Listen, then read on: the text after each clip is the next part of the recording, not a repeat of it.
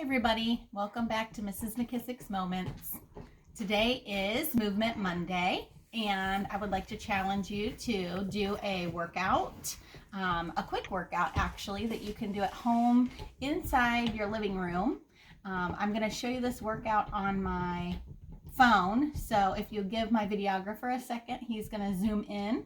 What I want you to do is pause your video that you're watching right now on this workout so you can read through and have mom and dad help you with some of the moves. Okay, here we go.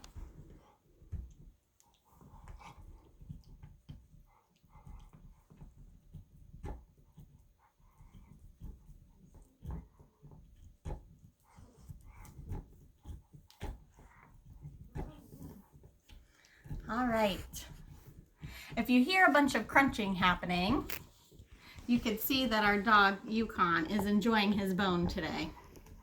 Okay? All right, we're ready for our stories. It's kind of a gloomy Monday morning, and I was thinking as I was getting around today that I really would love to be able to do my laundry and hang it out on my line. And so I found a book that kind of makes me giggle and makes me happy about springtime. So this is called Mrs. McNosh Hangs Up Her Wash. It's by Sarah Weeks and pictures are by Nadine Bernard Westcott.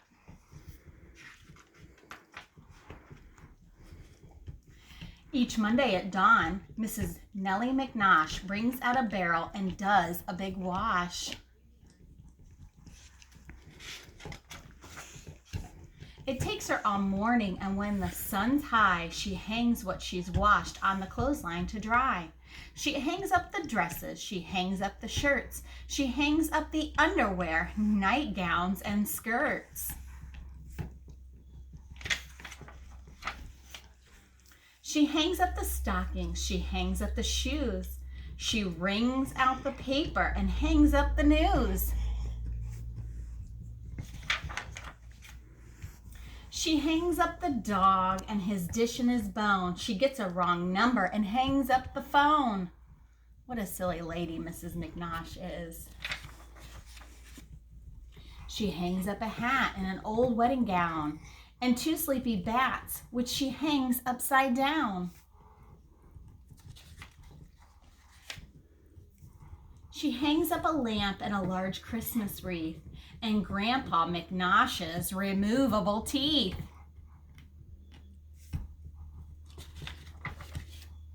She hangs up a kite by the tip of its tail. The postman arrives and she hangs up the mail. She hangs till she's hung every last thing in sight, including the turkey she's roasting that night. Each Monday by dusk, Mrs. Nellie McNosh has finally hung up the last of her wash. She takes off her apron and lets down her hair, then hangs herself up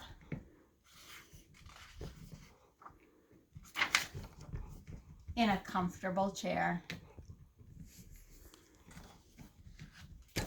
Pretty silly, huh? Okay, we're gonna finish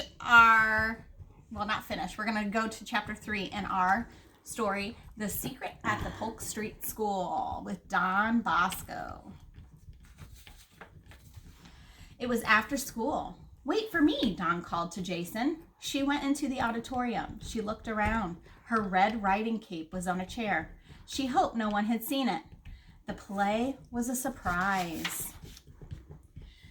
She went outside. She and Jason stopped at the corner. She wanted to show Carmen, the school crossing guard, how she looked. Carmen wouldn't tell anyone about the play.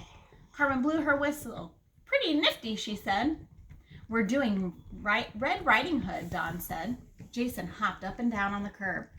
We're going to surprise the school. Don't tell anyone, said Dawn. Not a soul, Carmen said. She went to the middle of the street. Watch out for the wolf, she called back. Jason nodded. That's what I say. Dawn and Jason crossed the street. Dawn looked over her shoulder. It wasn't a real wolf, she said. I know that. It was a person, said Jason. He was dressed in my sister Peggy's wolf suit. A big person, I think, said Dawn. A person with a scary voice. She could feel her lips moving. Maybe she was going to cry. She hoped not. She put her hand up so Jason couldn't see. Jason thought for a minute. He couldn't have been so big. Dawn frowned. Why not? Well, he was wearing Peggy's suit. Dawn crossed her fingers. I knew that all along. I hope Peggy doesn't go down to the basement, Jason said. I hope she doesn't look for her wolf suit. Maybe she won't, said Dawn. Drake Evans was walking ahead of them. Arf, arf, he said when he saw Dawn. Dawn made believe she didn't hear him. Drake's friend Louie was with him. Louie was loud, Louie was big, and Louie was mean. He was even meaner than Drake Evans. They were skipping stones across the street. You're not supposed to throw stones, Dawn said. Dog voice, Drake told her. Dog face, Louie said. Dawn put out her tongue. Jason did a wolf growl. Then they started to run. They stopped on the next street. Woo, said Dawn. I just thought of something, said Jason. Dawn clicked her cowboy boots. What? Jason scratched his knee. Itchy, he said. He looked back at Drake and Louie. Maybe one of them. One of them what? Maybe one of them was the wolf. Dawn looked back too. You think Drake wore the wolf suit? Maybe, said Jason. And his fake fingernails. Dawn shivered. You think Drake is going to get me? I hope not, said Jason. It's a mystery. Dawn didn't answer. She knew Jason was looking at her. He was waiting. She took a breath. She opened her mouth. I'm the polka dot private eye, she said. I'm the one who solves mysteries. That's what I was thinking, said Jason. I'll solve the mystery too, said Dawn. I'll call it The Secret at the Polk Street School. All right, everybody. Remember today as you're doing your workouts that you are amazing, you are strong, you are brave, you are wonderful, you are kind, and you are loved. There is no one as marvelous as you. We'll see you back tomorrow for a special Tuesday treat. Bye, guys.